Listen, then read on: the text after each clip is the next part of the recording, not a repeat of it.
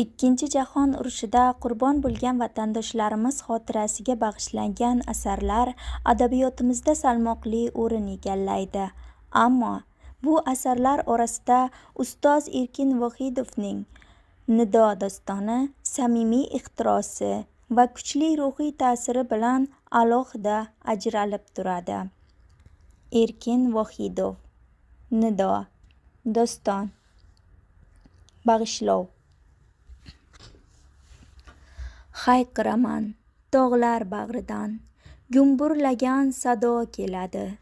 Ona yerning otash qa'ridan o'g'lim degan nido keladi.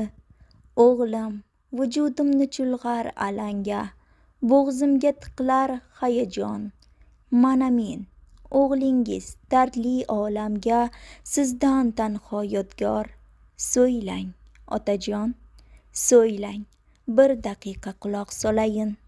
Ovozingiz tinglab tuyolmaganman. Bir marta yo'qotib topolmaganman. Xayolimda tiklab olayin. Otajon, men axir qutlug' bu so'zni 20 yil olmadim tilga.